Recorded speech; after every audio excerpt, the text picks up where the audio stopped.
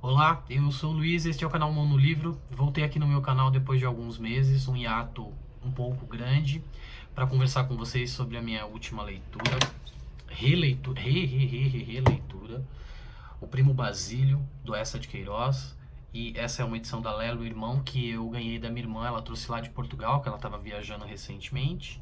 E eu não consigo explicar para vocês por que é que eu gosto tanto desse livro, assim, a ponto de relê-lo. Claro, eu conseguiria falar alguns elementos que eu gosto muito, mas por que que me faz reler tantas vezes, não é? E eu li em outras edições Pocket também, essa aqui é a edição direto de Portugal, mas mesmo assim teve alguns errinhos de grafia, viu? Você vê, ó lá, Portugal.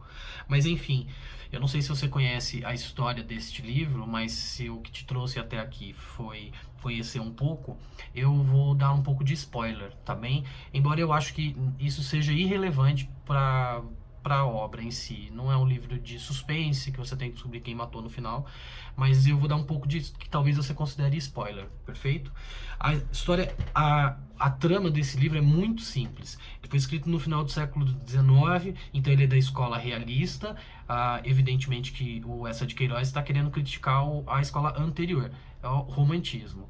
Então ele cria a personagem Luísa, uma pequena burguesa, casada com o Jorge, um engenheiro, um homem das ciências. Eles moram numa casa em que eles recebem os seus amigos, e esses personagens são muito interessantes porque é impossível ter empatia por eles. Uma delas é a Dona Felicidade, que de feliz não tem nada. E o que é engraçado é que esses personagens, assim, talvez o choque à época, principalmente que após o romance romântico, esses personagens escarram, eles peidam, eles vomitam, ficam doentes o tempo todo. E eu acho que isso não tem nada de romântico, que talvez, seguramente deva ter chocado bastante a sociedade na época. A Luísa, ela fica lendo em casa, ela é muito ociosa, tem duas empregadas, a Juliana, que é empregada da casa, uma espécie de serviçal da casa, de limpeza, e tem a Joana, que é a cozinheira.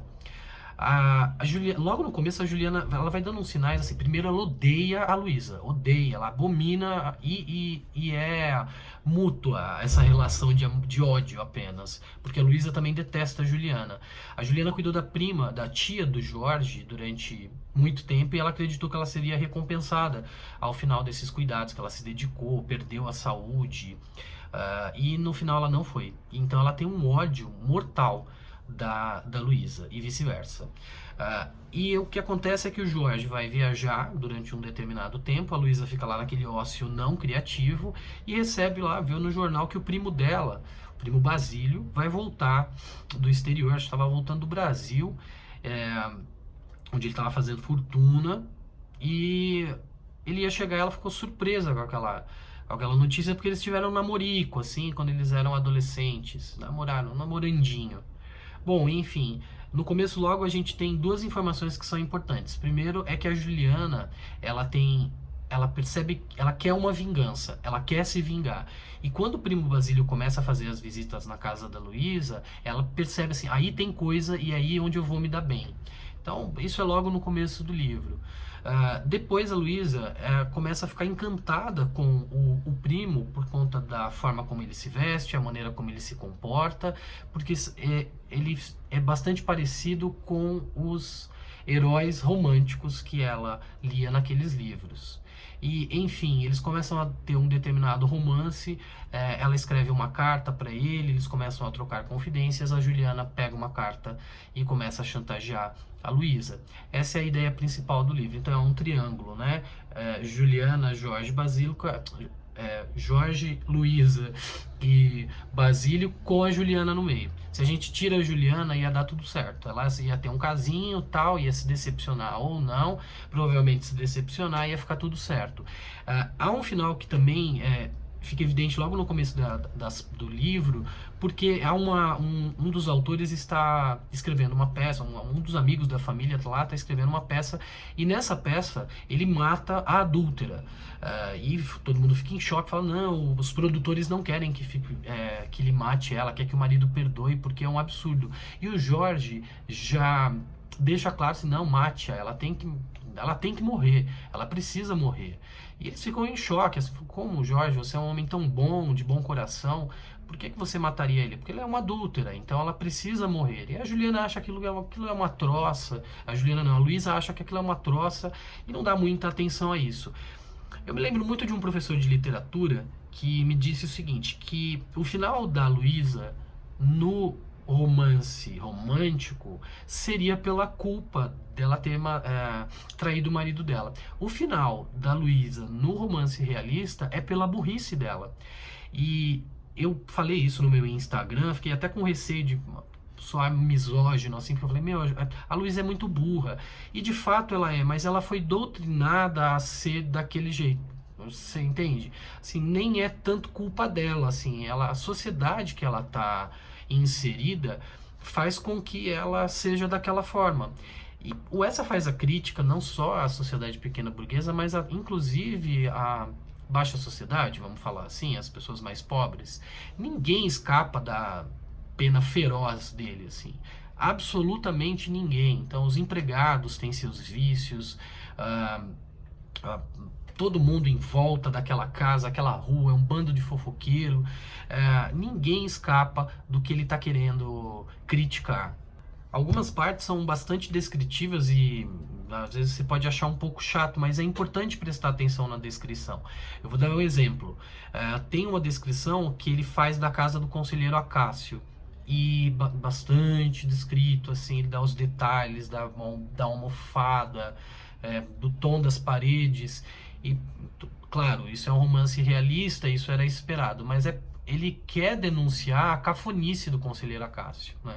Que ele era um homem muito cafona. E ali ele dá alguns detalhes também que colocam em xeque essa questão da moral e dos bons costumes que esse conselheiro Acácio dita tanto aos quatro ventos.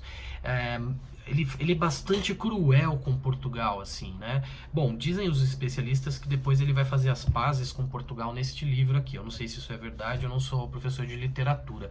Mas aqui ele estava com um ranço total com Portugal, assim. Ele criticava, assim, sem dó nem piedade. Há uma tríade, né, que eles falam da crítica à sociedade, à família, à religião. E nesse aqui ele faz uma crítica à família, né? A religião em O Crime do Padre Amaro. Embora nesse livro também ele faz uma crítica a essa beatice e a quanto a gente recorre à religião nos momentos de necessidade e não pela religião em si, o que ela pode nos trazer de benéfico. Bom, enfim, sensacional essa releitura, eu adorei reler esse livro, adorei o presente, vai ficar aqui, provavelmente ao longo da vida eu vou ler mais umas vezes, porque ele tem muita coisa para extrair daqui, né? Eu fiz algumas marcações aqui para ficar sempre à mão. Tem aquele trecho que é musicado pelos tribalistas, tinha beijado o papel devotamente. Era a primeira vez que eles escreviam aquelas sentimentalidades. E aquilo já é uma crítica ao romantismo, assim, porque ele é descrito de uma forma muito romântica, mas a situação era ridícula. Bom, leiam um livro para vocês entenderem, assim, a situação onde o Primo Basílio estabeleceu o local onde seriam os encontros é absurdamente ridícula. E essa situação dessa carta, embora eles fizessem essa música Amor, I Love You e colocassem esse trecho, o contexto não caberia na música, né? O contexto desse texto extraído, da obra que ele foi extraída, não caberia na música. Mas eu entendo, porque é um texto bem romântico e bem bonitinho, e de bonitinho não tinha nada. Perfeito? Bom, depois desse ato, quero voltar logo aí com as resenhas no canal. A gente tem discutido muito lá no grupo sobre as possibilidades do Booktube, o futuro do Booktube, migração para o Instagram. Olha, eu tenho para mim que eu nunca quis ganhar dinheiro aqui com esse canal e estabeleci que não ia mais fazer parcerias por conta dessas regras de você tem que ler e fazer uma resenha, mas mesmo assim eu acho bacana ainda, eu acho que é um perfil que eu gosto, e se servir de consulta para algum estudante, alguém que quer ler daqui a algum tempo, eu recebo notificações de vídeos que eu publiquei há 2 anos e meio atrás, quase 3, então isso é bem bacana.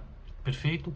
Se inscreve no canal aí, agora eu não vou esquecer, se inscreve no canal, dá um joinha se você não gostou. Se você não gostou, dá um joinha ao contrário também, vale a pena. Um beijo, bom domingo, hoje é domingo.